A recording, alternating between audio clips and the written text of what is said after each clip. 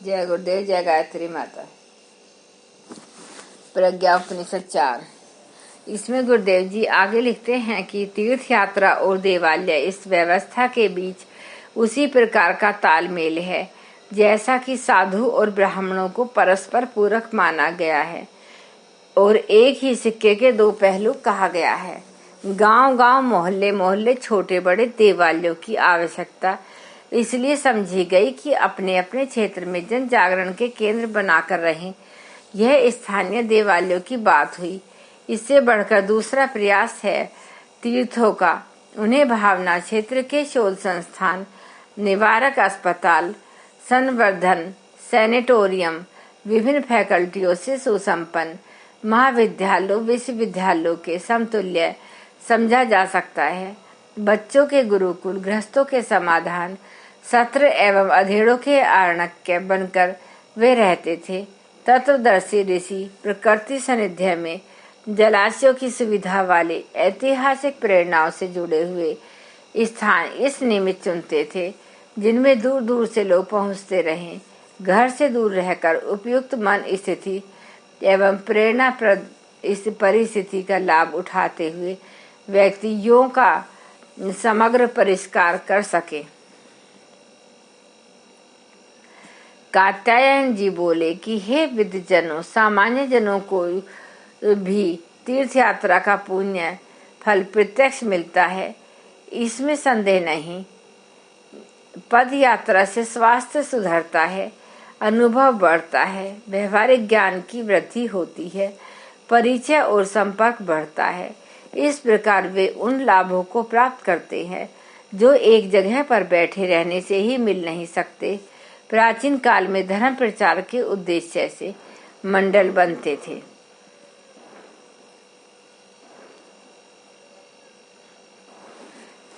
गुरुदेव जी आगे लिखते हैं कि 5वें दिन के ज्ञान सत्र में उपस्थित विद्या साधकों में और भी उत्सुकता पाई गई। वे अधिक जानने के लिए उत्सुक थे। देव संस्कृति ने किस आधार पर धरती पर स्वर्ग उतारा है और मनुष्यों को देवोपम बनाया गया, उसके वे कारण और आधार क्या थे, जिन्हें अपनाकर असंख्यों ने अपनी गरिमा बढ़ाई और असंख्यों की नाव पार लगाई। कात्यायन ने जिज्ञासुओं से में श्रेष्ठ मुनिवर भृगु सहित सभी सद्ज्ञान साधकों को संबोधित करते हुए कहा।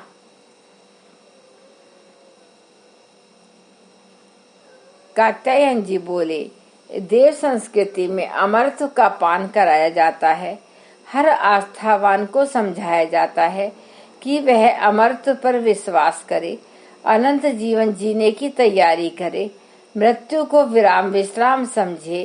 अंत नहीं, जीवित या मृतकों के जन्मदिन मनाए जाते हैं, यही परंपरा है।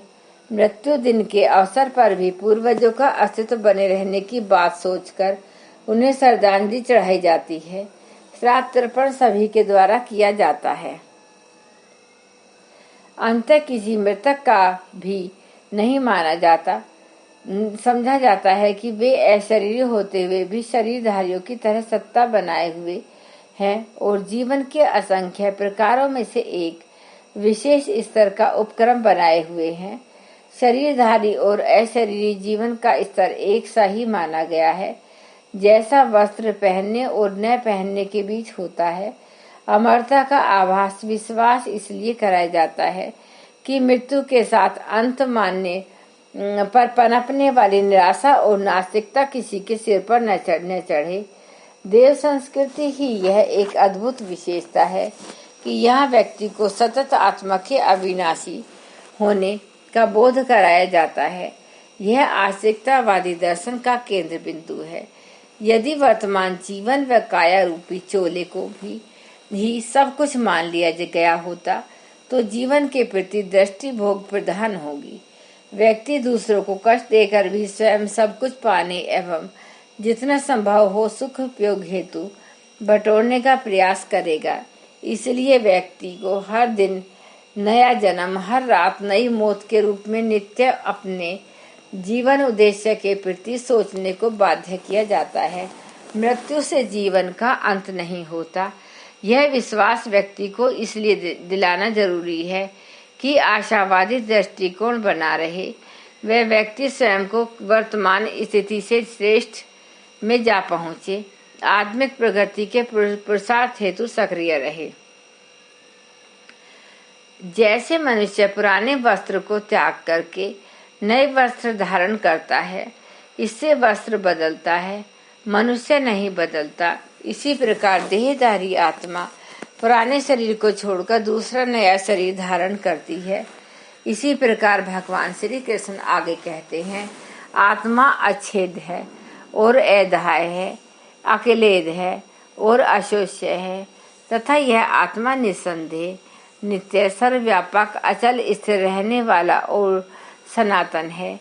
गर्भोपनिषद में बताया गया है कि गर्भावस्था में जीव के अंतःकरण में पूर्व जन्मों की स्मृतियां जागृत होती हैं और वह कहता है, हजारों बार मेरा जन्म हो चुका है, विविध प्रकार के आहार में खा चुका हूँ, हजारों माताओं का दूध पी चुका हूँ, बार बार पैदा हुआ हूँ और बार बार मरा हूँ। आत्मियों के लिए शुभ और अशुभ कर्म किए हैं, पर अब तो आज साथ है, नहीं साथ है मेरे कर्म ही, उनका ही फल मुझे मिल रहा है।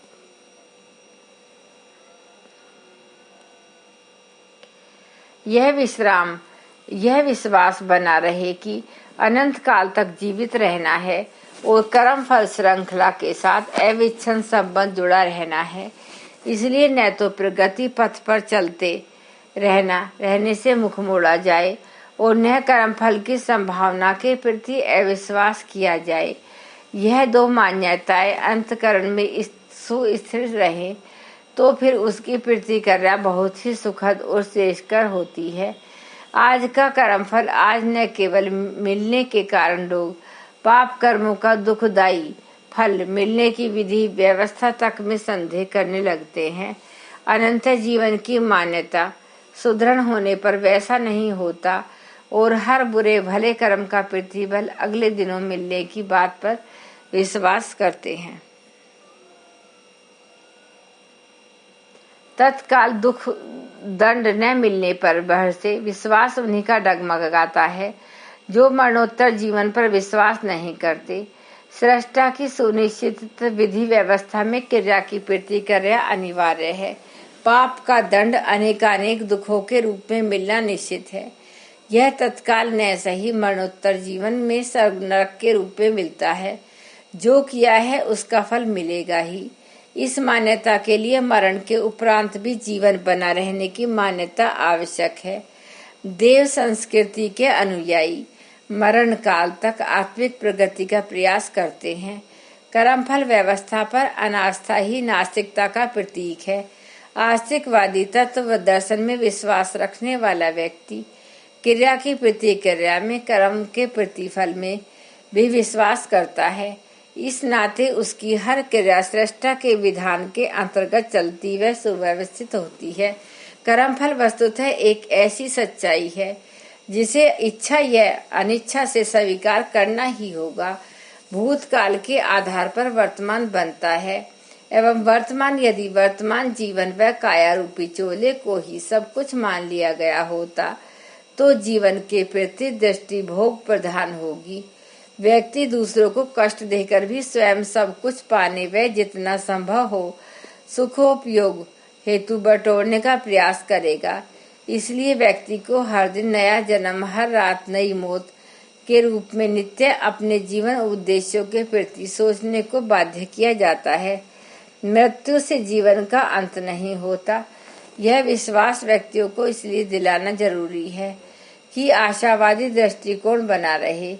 वह व्यक्ति स्वयं को वर्तमान स्थिति में श्रेष्ठ स्थिति में पहुंचा सके, आत्मिक प्रगति के पुरुषार्थ हेतु सक्रिय रहे। धन्यवाद। आज के लिए बस इतना ही। एक बार गायत्री मंत्र हमारे साथ साथ। ओम भूर्भुवः स्वः तत्सवितुर्वरेण्यं भर्गो देवस्य धीमहि धियो यो न प्रचोदयात्। धन्यवाद। एक बार मैं सभी श्रोतागणों से विनती करती हूँ कि आप अपने आसपास के लोगों को सुनने के लिए प्रेरित करिए तथा इस चैनल के बारे में बताइए, जिससे आपके घर में छोटे बड़े सभी सुन सके। छोटे बच्चों को शुरू से ही इन उपनिषद के बारे में पता होना चाहिए, तभी हमारी संस्कृति विराजमान रहेगी और बच्चों में अच्छे संस्कार पड़ेंगे। बच्चों को भले बुरे का ज्ञान होगा, क्योंकि आज की जो बच्चों की युवा पीढ़ी आ रही है उनमें बहुत सी बुराइयां हैं, क्योंकि युग बड़ी तेजी से चल रहा है। तो इन सब पर रोकथाम के लिए तथा उन्हें अपनी संस्कृति को जानने के लिए इन उपनिषद का सुनना बहुत जरूरी है। धन्यवाद।